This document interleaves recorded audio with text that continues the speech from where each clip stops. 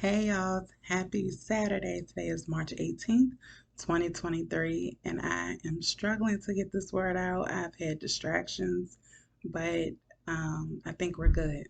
So, this is from a dream I had on March 2nd and a dream I had early this morning. So, we're going to get into the dream that I had on March 2nd. I'm going to give you what the Lord gave me afterwards. I'm going to share some scriptures. Also, please understand that he typically does not talk to me will speak to me through dreams. This is new, um, but just bear with me as I share this word with you the way that he gave it to me. So, I was a watchman in this dream. No one saw me. Um, my place in the dream, I was able to actually view it firsthand, as well as it was recorded live on someone's phone. Um, but okay, so it took place like it was a cliff, like um, picture in the mind of like the Grand Canyon. So, um, and again, there was someone recording this live. So remember that. And you know, when someone records something live, you're viewing it right then and there. Like there's no delay, like it's happening right then. Um, so yeah, um, there was a girl and her name was Erin. And I knew her name was Erin from hearing people, the people that were recording this. Um, and the Lord has spelled her name as Erin, and He gave me the meaning of exalted and on high. Um, on high, yeah. So I see the girl Erin walking on this cliff, but the cliff is more so shaped like a wing. It puts you in the mind of like an airplane wing. So she then stops, and people are, I said, recording her, and they're like, oh, that is so sweet, what you're doing. And, they're like, oh, she's really going to do it. She's really going to do it. She's not afraid. So I'm thinking to myself at that time, like, I know this girl's not about to jump off of this cliff. So then I see my husband and I hear him, I hear her say to him, I'm doing this for you, baby, And he's like, yeah, you got this, you can do it. He's encouraging her like some Bonnie and Clyde, like it's me and you against the world. So even then, I'm still looking like I know this girl is not about to run and jump off of this cliff. So, after she's waving at him and at the camera, and, he's encouraging her, I see her like kind of take off, but you hear people, I could hear the people that were recording just saying like, oh, this is so beautiful. This is love. They both look happy, and, you know, this is what love will make you do, rest your life, and um, all this stuff. So as people are talking, and she is proceeding to actually now go from walking, she's running on this cliff to jump. I look over at my husband like, is he not going to stop her? And he doesn't. So while he's looking, it's like you can tell that his expression is like, oh my goodness, like, what is she doing? Like, what she's willing to do for me, I'm not willing to do for her. Um, So as she takes off and she's running, she then jumps and lands and falls. My attention goes over to him because people are saying, you're not going to catch her, you're not going to go help her. He takes off running in a whole different direction. So I wake up. The Lord then proceeds to give me, drop my clip. Um, the Lord just proceeds to tell me, um, because trust me, when I woke up, I was like, what in the world? is about to go on with these two. Like, I mean, because of course I don't want anyone to like lose their life or anything like that. So that was the first thing that came to mind. Like, Lord, is this girl gonna lose her life, or And he reassured me, no, she is not. But then he broke it down and he's like, she had high hopes and expectations and has been let down. Her fall hurts. Where she landed wasn't where she expected. She thought he would catch her, but was publicly humiliated, embarrassed. What she thought would be the perfect walk turned into a failed landing. Um, they were up and took a fall, and I'll break this down the way he gave it to me. Because of course I had to pause throughout it, like, okay, explain, please. Um, he ran in a different direction. The people that were talking were the spectators that watched this take off and fall, this relationship take off and fall.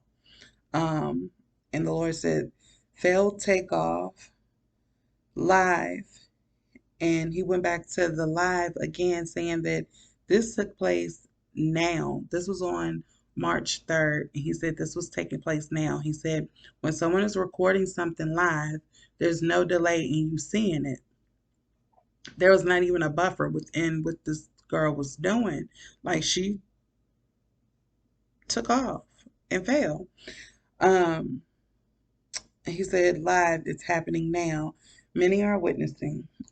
He said, God picked you up and can do the same for her. She has to call on him. And he said the direction that my husband ran to was to initially help her, but he realized he was no help and left her there. And then he said, failed takeoff. So let me try to break this down the way he gave it to me. Um, and he said, that this was a public humiliation. Um, Whether it happened on social media, I don't know. I know that he showed me that it was recorded live to let me know that it was happening now. Again, I don't follow him on social media. I don't discuss that, anything about what he posts or anything, because I'm not even on there myself. Like, I have accounts, but I don't actively um, socialize or communicate with anyone on there, um, or go check for him whatsoever. Um, and that was something the Lord had me do a long time ago, and told me he will release me and let me know when I can. So, um, yeah. But I do know that, they had in the past been on social media together and some things. So people have engaged in this. People saw this taking off. People, you know, get made comments on this. Um, and the Lord referred to them as spectators, like, how they were encouraging the behavior of both of them, knowing that, this is a married person and this person is involved with the married person. So, um, back to this part, he said they watched this take off and they watched it fall. And it has been a failed takeoff. Um, and he said, the way that the Lord picked me up, he can do the same for her. Um, and he went back to when, things first transpired within our marriage and we separated, how I felt like in a low place. The Lord was the only one to pick me up.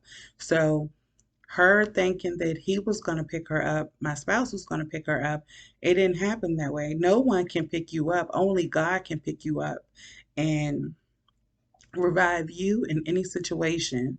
So she was depending on man and putting her hope and faith in man. I hope y'all understand that.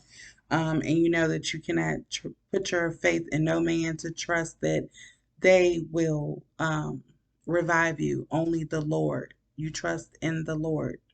So that's what he said, The same way that God picked me up, He can do the same for her. But she's gonna have to call on the Lord. He's gonna take her through a whole process, you know. I just pray that she is willing to give herself back over to the Lord. Um, and the Lord said the direction that my husband, ran in initially was to help her, but he realized he was no help to himself. This goes back to the whole process that the Lord is taking him through now. Um, and that he left her right there, failed takeoff. Um, and even with his facial expression, like, why is she really like, yeah, I was encouraging you, juicing you up, making you think, oh, yeah, but you dove head first and took off and ran off a cliff, willing to die for me, and I was not willing to do the same for you. That just goes to show like the um, lustful behavior instead of it being love. When you're truly in love with someone, there's nothing you wouldn't do for that person. However, this girl was willing to, you know, hurt herself, kill herself. Like, she went out on the limb, her life. So I hope y'all understand. Like, she didn't like actually try to like kill herself. I hope you understand. But which she was putting into it, he wasn't willing to do the same. And again, the Lord led me to Psalm 127. Um, so I'm going to read that, the New King James Version, and it is Psalm 127, and it's verse 1. And it says, unless the Lord builds the house, they labor in vain who build it. Unless the Lord guards the city, the watchman stays awake in vain. Um, yes. So now I'm going to get into the dream that I had this morning. So,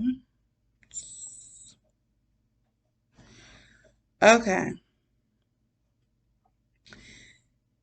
In this dream, um, and it's so weird to explain this because, again, I am not the typical like dreamer.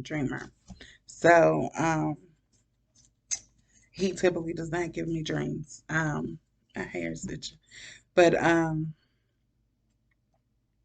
so in this dream, um, the same girl, the counterfeit, found a way into our home.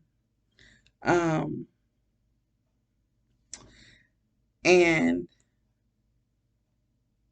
what I viewed was me speaking to my husband on the phone on FaceTime. So,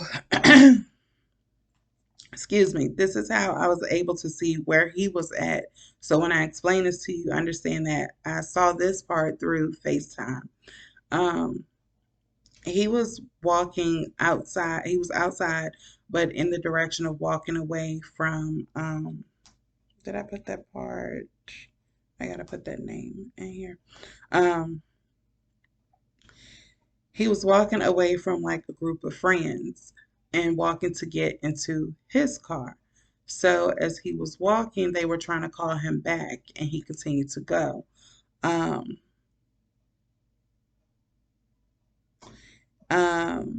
Hold on. And he was walking in the opposite direction from them. While walking away, on the FaceTime, I noticed like his wedding ring was shining. So, um, he adjusted the ring on his finger. And so that right there let me know like that this was he and I were back like as in one household, like restored. So and he adjusted the ring on his finger. As he walked, he said to me that he was on his way home, and he passed by a guy that was standing outside of a purple car. And I watched him look at the guy and told him, Quincy, you should come over by our house later today. While talking to Quincy, he was fixing his watch, so he was keeping track of the time. Um, when he arrived home, I was there. And we noticed that someone had been there while we were gone. They had broke in and like vandalized the home, but they left a special mark. And like the more we looked, we noticed what it was. Like the closer we looked at it, and it was like a blood stamp in certain areas of the house on the walls. Some were in the cracks of the ceiling, like in the corners, not the cracks, but the corners of the ceiling. And on picture frames and computer screen. So, but it was stamps of blood, but the stamp itself, the shape of it was of her face. Um, yeah.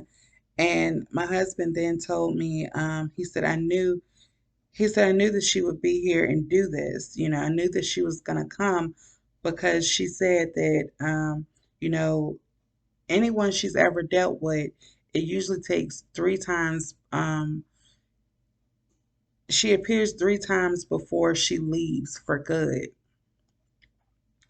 And I then looked at him and I'm like, so which occasion is this? Which disturbance is this? Is this the first, second, or is this the third? And he stated this was the second, and the first was taking his money. She took his money and left him with nothing. So Um, I walked into the kitchen and started washing dishes, and her blood wasn't on the dishes, yet she had rearranged some things in the drawers to let us know she had been there. Um, and my husband then came in and he apologized and he said he knew this would happen. And he said, he told me he understood if I was upset, but he wanted to clean it up so we could move on. Um, we then entered the living room and I handed him the bleach to clean up the blood. He then asked me if I'm going to help him. Right. So, yeah, it shocked me. I told him yes, but I had to put gloves on for protection as I didn't want her blood on my hands. I wiped my computer screen, and picture frames. Um, while wiping the computer screen, um, hold on. Oh, while wiping the computer screen, my phone going off. I should have put it on vibrate. Um, she had written in green on, because like I told you that her blood was everywhere else, but um, in green, she had wrote on a picture frame that was like of an ocean or something, unbreakable, and that was on the frame. So, um, oh, I'm leaving out some of it. I feel like yeah, I might have to pause this. But yeah, so back to the cleaning part. I wiped it off my computer, and that's when I noticed that on the picture frame. And my husband started wiping the walls, and he even thought of trying to get the crack part, like the corners of the wall, the top part of like the ceiling, and he it was a thought, but then he realized, that he wasn't, tall enough or big enough to do that. So we had agreed we agreed that we would allow the Lord to get that area. Um, this dream was a lot. So, and threw me for a whole loop. When I woke up, I was like, what in the world? So, what the Lord brought me to was that during this you know, whole fiasco that the two of them are going through, which they are going through right now, um, my role is not to um, engage into anything that is going on. And to be mindful that, yes, she is going to try to contact me. This is not it. Um, you know, he referenced in the dream this was the second time. that, she had tried to interfere with, you know, where he was going, the direction that he was going in. Um, so the Lord is just saying that, when your spouses return and, you know, things transpire with the counterfeits and stuff, don't go and be upset with this person. They are hurt. They really went into these relationships believing that, this was going to be a forever thing. Um, So be mindful of that. It's not going to be a cakewalk for this person just to walk away. The best thing that you can do is not engage in any kind of back and forth arguments, any kind of craziness, because at the same time, you have to realize that you are in a whole different space. You cannot operate in the way that you used to, and you cannot feed that same energy and negativity. He gave me scripture to go with that he wanted me to share. He gave me Second Timothy chapter 2, and this is verses 23 through 26. And it says, "Don't have anything to do with foolish and stupid arguments, because you know they produce quarrels. And the Lord's servant uh, must not be quarrelsome, but must be kind to everyone, able to teach, not resentful. Opponents must be gently instructed in the hope that God will grant them repentance, leading them to a knowledge of truth, and that they will come to their senses and escape from the trap of the devil, who has taken them captive to do his will." Again, let me repeat that because I don't know why I was messing up from that, but um, yeah, Second Timothy, chapter 2, verses 23 through 26. Don't have anything to do with foolish and stupid arguments. Don't get yourself involved with that. That shouldn't even concern you. That was something the two of them transpired together and they had. Don't get involved with that. Don't have anything to do with foolish and stupid arguments, because you know they produce quarrels. Excuse me. And the Lord's servant must not be quarrelsome, but must be kind to everyone, able to teach, not resentful. Opponents must be gently instructed in the hope that God will grant them repentance, leading them to a knowledge of the truth, and that they will come to their senses and escape from the trap of the devil, who has taken them captive to do his will.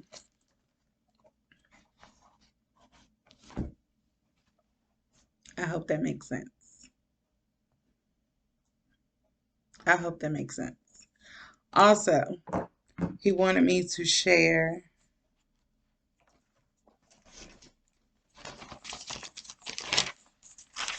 I knew I was forgetting one. Matthew chapter 21, verse 44.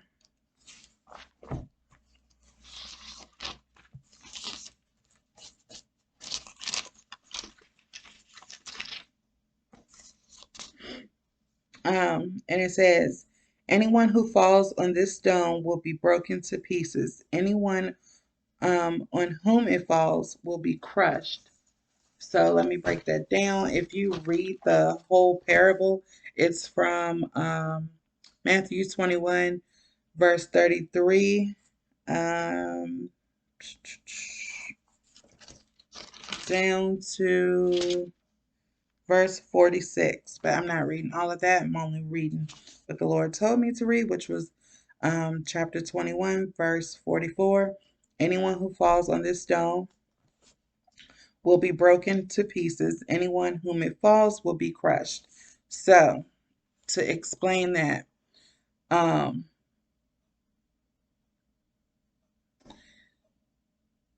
which is about how she ran out on faith. She just jumped out on faith.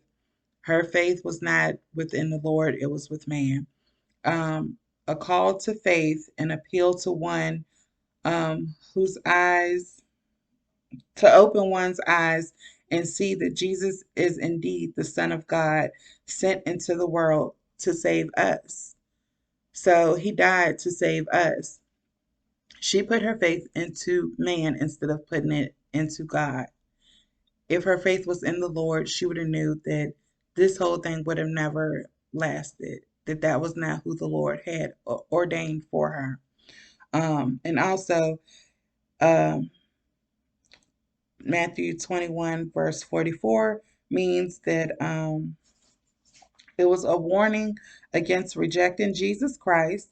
He is the sure rock of salvation for those who believe, but an immovable stumbling stone for those who doubt and who don't believe in him. Um, I hope this makes sense to y'all. It made sense to me. Um, but yeah, again, I'm not a pro at these delivering words pertaining to dreams, so this is new to me. I'm sure he will, you know, polish up some of my skills going forward. The more he gives me dreams, but more so to say that, what has taken place with your spouse and the counterfeit, um, it's no more. It's no more. It's done. It's no longer there. Um, you should or you shall be soon seeing this, depending on what season you're in. Um, but of course, take this back to the Lord. That's the only way you'll know which season you're in and whether or not this word pertains to you. I just gave it to you the way that He gave it to me. Um, but yeah, that's all I have um, for you today.